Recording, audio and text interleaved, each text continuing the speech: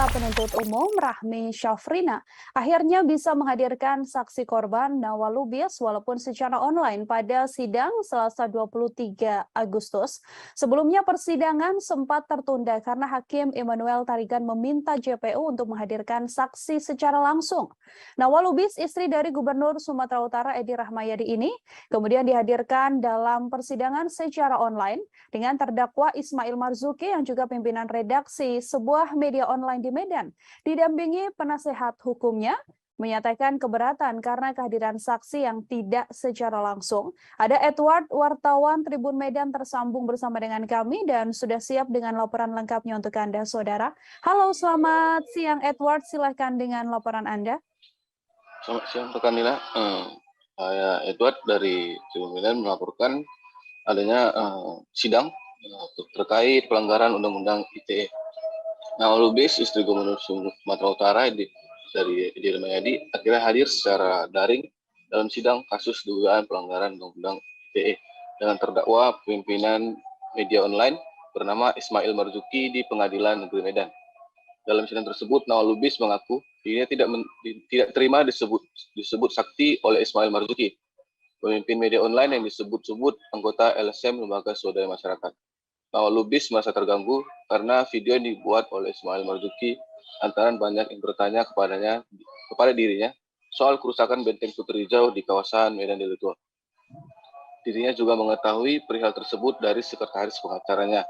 Karena tak paham, Nawal Lubis mulanya membiarkan saja video yang beredar. Lama-kelamaan, ia merasa resah karena beberapa orang yang dikenalnya terus bertanya mengenai masalah tersebut.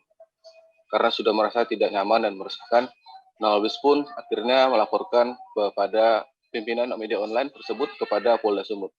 Dia mengatakan kalau ada yang bilang dirinya tidak dapat diperiksa dan dibilang orang sakti. Pada sidang sebelumnya, Hakim Immanuel Tarigan sempat memerintahkan Jaksa Penuntut Umum untuk menghadirkan Nawal Lubis di sidang lanjutan. Hakim ingin mendengar langsung keterangan dari istri gubernur tersebut.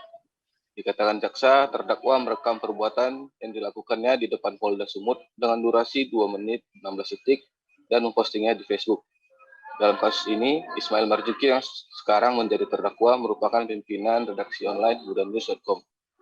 Ia sempat melakukan aksi di depan Polda Sumut untuk menyoroti kasus penyelamatan Benteng Putri Hijau atas nama Organisasi Gerakan Semesta Rakyat Indonesia atau GSRI.